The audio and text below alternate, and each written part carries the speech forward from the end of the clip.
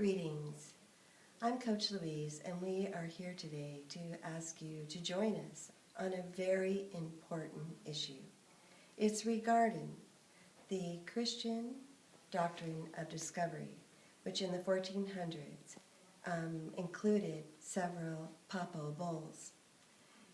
Now, what's important about this is that these particular doctrines claimed that it was okay to go into land all around the world, and specifically in America, and take indigenous people's land, kill them if they didn't convert to being Catholic, and steal their land and water. And this is just unacceptable. It's not correct. And so today we are creating a petition for you to sign that says that this is no longer part of our world today. Now, before I go any further, I would like to introduce Grandmother Agnes Baker Pilgrim, who's one of the 13 Indigenous International Grandmothers. And she can give you some history that has very much been a part of her past and for her children and for her future. Thank you, Louise. Yes, my native name is Tawiwi, and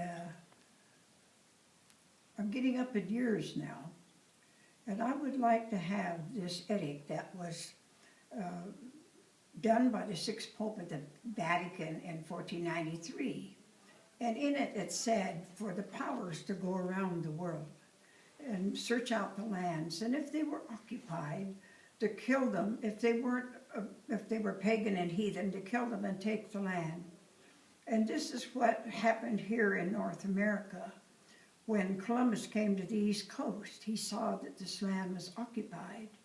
And so then later he went back, and they came with the guns then, and they did this all over the lands around the world, that the people, the rulers of the world, searched them out and killed the indigenous people and took their land.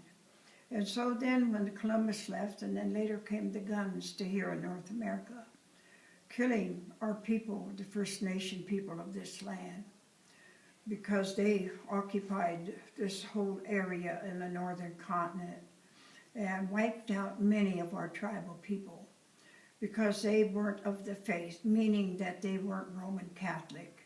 And so it started the Trail of Tears here with the First Nation people. And so I'd like to have this edict rescinded. There's no one alive today that had any part of it. It could easily be done. I worked for 20 years inside the injustice system, and I saw the injustice to our people, the First Nation people. And so I think it is time, it's way overdue for it to be lifted. And so I pray that you will read this edict and sign this petition and give us indigenous people equality and justice. I would really appreciate it. Thank you very much. And I also like to say, as grandmothers went to Rome on a Wednesday, we also wrote a letter to the Pope that we were coming, because he addressed the public in front of the Sistine Chapel every Wednesday. So we were there, but he had already left for Australia. So he ran off, and he didn't want to talk to us, I believe. And so it stands this way yet today. It needs to be taken care of. I myself, all my life, I've seen the injustice.